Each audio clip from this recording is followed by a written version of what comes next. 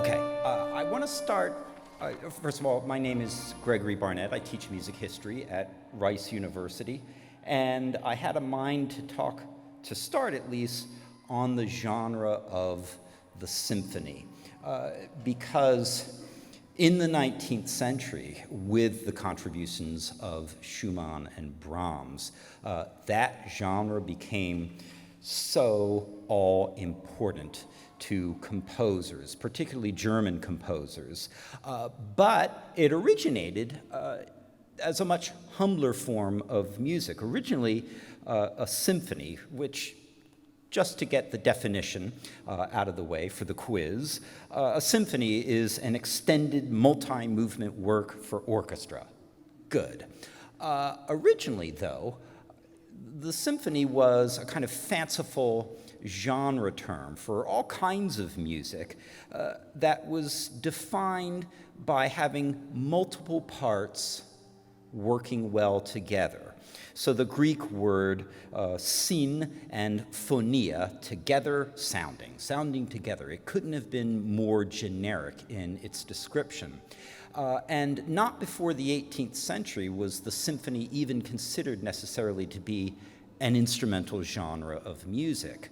But by the 18th century, it's used as an orchestral introduction, usually to opera or another genre of theatrical music, the oratorio, the instrumental introduction to those theater genres of vocal music was a sinfonia, the Italian version of that Greek word.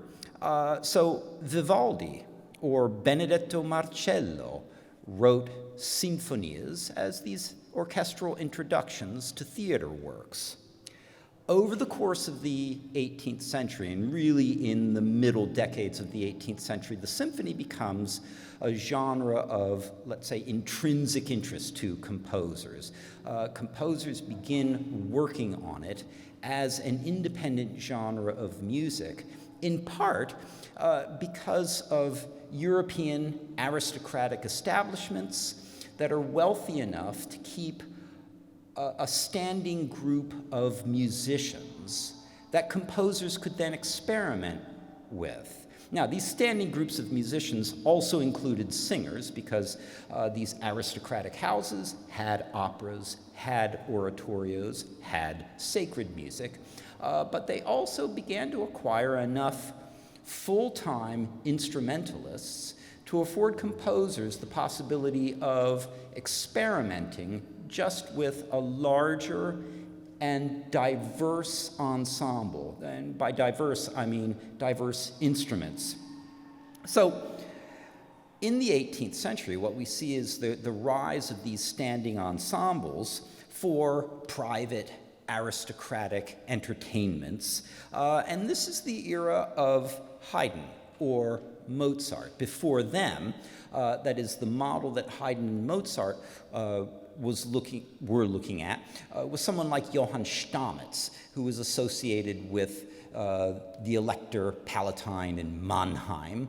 And that Elector Palatine, that is the local aristocrat, spent enough money to build up a disciplined enough group of instrumentalists that writing symphonies, independent symphonies, became an established tradition. Then the changeover from the 18th century to the 19th century is in going from private, aristocratic, instrumental music making to public and much larger scale instrumental music making.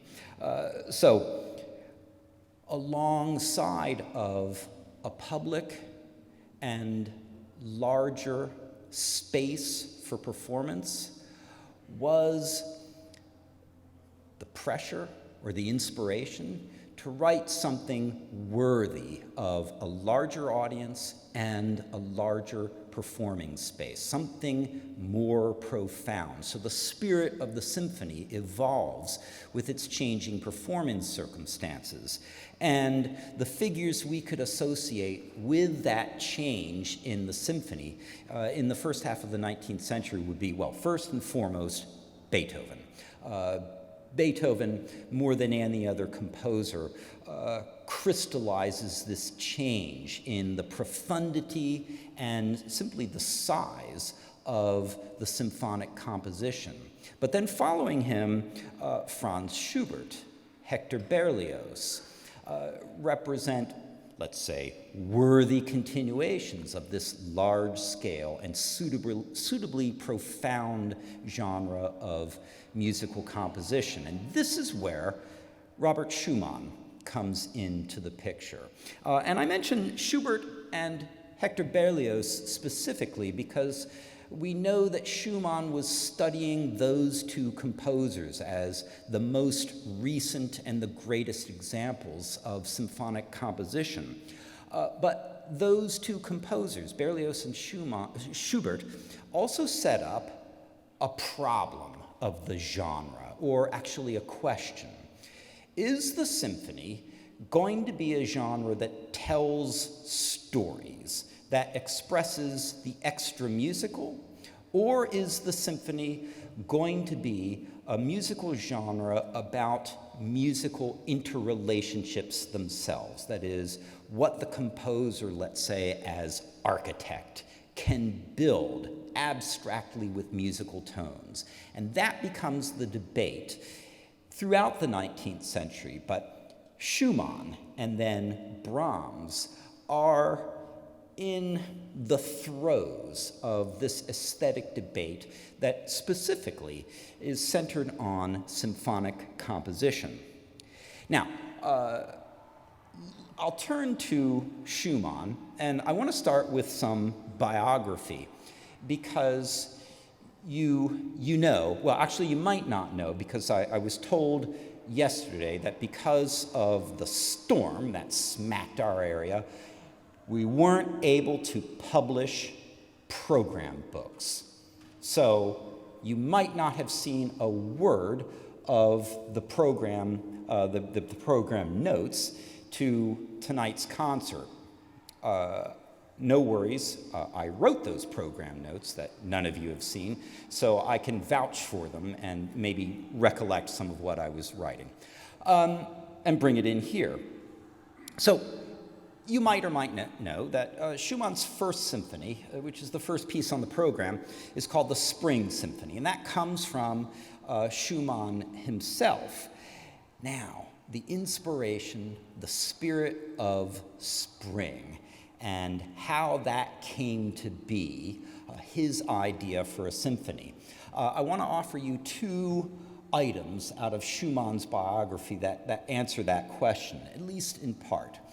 One is the famously or infamously tumultuous story of Schumann's wedding with his wife, Clara Wieck, who then became Clara Schumann. They got married, against the very, very strong objections of Clara's father, Friedrich Wieck. Now, what's so interesting about this story is that Schumann was a piano student of Friedrich Wieck. Clara was Friedrich's oldest daughter, but also a child prodigy, a piano virtuoso. And one of Wieck's objection to the marriage was that Wieck had been nourishing this ambition of creating one of the 19th century's greatest pianists in his daughter. And this marriage, he thought, threatened that future. So this went to court several times. Friedrich Wieck was so profoundly, violently opposed to this wedding. Well, the wedding took place, but it really did take a court order to allow it to take place. And it took place in September of 1840. Before that, this is from, I think, the second of the three court cases. Friedrich Wieck made a statement for consideration of the court about Robert Schumann and his objections to his daughter marrying him. I will quote a little bit from that. So this is December of 1839. According to Friedrich Wieck, the father of the intended, Robert Schumann cannot speak coherently or write legibly. He is lazy, unreliable, and conceited. He's a mediocre composer whose music is unclear and almost impossible to perform. He's incompetent, childish, unmanly, in short, totally lost for any social adjustment. That's strong disapproval. So they got married anyway, and the idea of spring, that is renewal, rebirth, optimism, this has a biographical connection to Schumann's circumstances. He had just gotten through this ordeal, and it was a kind of ideal match of two musical geniuses, Robert and Clara Schumann. But on the other hand, they had to go through fire to be together. And then, mere months after this wedding, Schumann turns to symphonic composition, and the inspiration is spring. As I said, spring, it's renewal, it's optimism. Then there is a literary inspiration in the form of a poem. I'll name the poet, but I had never heard of him outside of this particular circumstance, Adolf Bütker, his poem on spring. I'll read you not the whole thing, but enough of it to give you an idea of how this poem fits nicely with the circumstance and the idea of renewal and optimism. So, spirit of the clouds, heavy and dreary, that flies menacingly over land and sea, your gray veil hides at once heaven's clear eye. Your mists loom from afar. Why do you summon tears to my face and shadow to the light of my soul? Turn from your course. In the valley, spring bursts forth. So we know that this poem was Schumann's inspiration for his symphony because Clara Schumann tells us so in a diary entry. And then we know that the symphony itself is called Spring Symphony because this was Robert Schumann's title for it, and in fact he gave each of the four movements a spring-themed title, which I'll read to you here. Movement 1, the beginning of spring. Movement 2, evening. Movement 3, merry playmates. And then the finale, movement 4, spring in full bloom. Now, I've already raised a problem or a question associated with the genre of the symphony. That is, between the two Beethoven successors that Schumann was studying, Schubert on the one hand, Berlioz on the other, you have two very different approaches to symphonic composition. Schumann is not telling stories.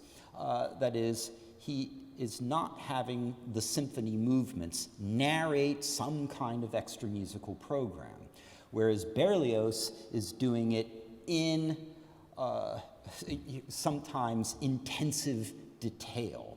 The Berlioz Symphonie Fantastique is the work that I'm referring to, which is a programmed symphony. So you have these two very different models, each of which can find precedent in Beethoven's symphonies, but that now set up this question of which path does the mid-19th century symphony composer follow?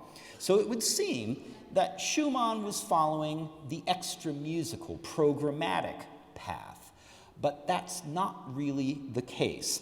Everything that I told you, Spring Symphony, the main title, then the movement titles, every bit of that was pulled away from the first published edition of this symphony. Schumann suppressed that information. We don't have a full explanation of why he did, but we know that a number of composers would do similar. that is, not tie their symphonic composition down to a specific idea or story or even inspiration.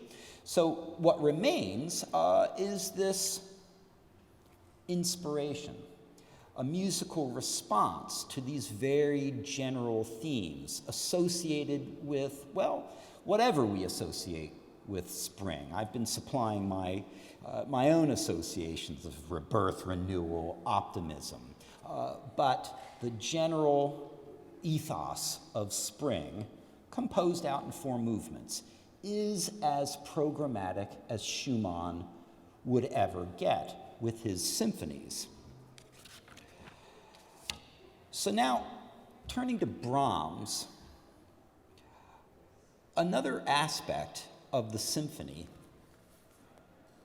in the middle 19th century is not only does it face this aesthetic choice, but also that it is seemingly a genre in crisis. Because after Schumann and his 4 symphonies, there is a dearth of successful or engaging symphonic composition. Not that there was a dearth of attempts at engaging symphonic composition. Just for my own entertainment, if not for yours, let me read you the first symphonies of a couple of composers, and it's really the composers' names, from the period between Schumann's last symphony, 1850, and Brahms's first symphony, 1876, an entire generation of time.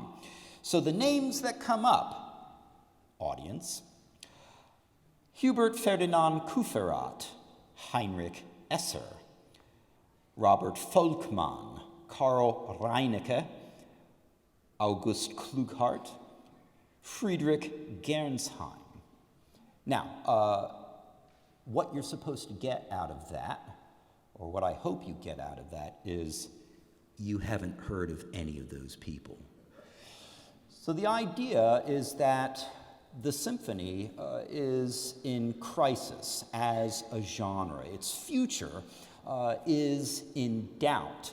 And it was Brahms who, arguably, single-handedly revived it so that its health persisted through the 20th century as well as throughout the 19th century.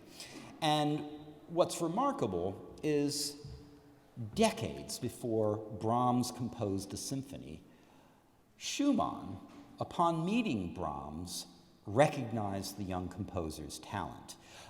They met in 1853, in the month of October. By the end of that month, October 28th, Schumann had published an essay entitled New Paths, which was an essay proclaiming that the path forward, the future of music, lies in the hands of this 20-year-old composer whom nobody knows and had only composed a few pieces for the piano. I'll read you some of that, and it's in the program notes. Schumann on Brahms. I thought that it would be and that it must be, that someone would suddenly come along whose mastery would not gradually unfold, but, like Minerva, would spring fully armed from the head of Jupiter. And now he has arrived, a young blood at whose cradle graces and heroes have kept watch. His name is Johannes Brahms. For those of you who write, like I do, we don't write like that anymore. Now, also, in the very next year, a credo on the possibility of what came to be known as absolute music, music whose content lies solely in the interrelationships of rhythms, forms, themes, absolute music, music that does not aspire to programmatic representation. A credo in the form of an essay by a music critic and philosopher, Edward Hanslick, came out in 1854. It's called On the Beautiful in music. I'll read you just a little bit, and my purpose in doing so is, again, this is decades before Brahms would produce symphonies, but ultimately Brahms realizes not only Schumann's vision for greatness, for a kind of musical future, the resurrection of the symphony, but Brahms would also realize this ideal, this philosophical ideal of absolute music that was laid out in the 1850s by Hanslick.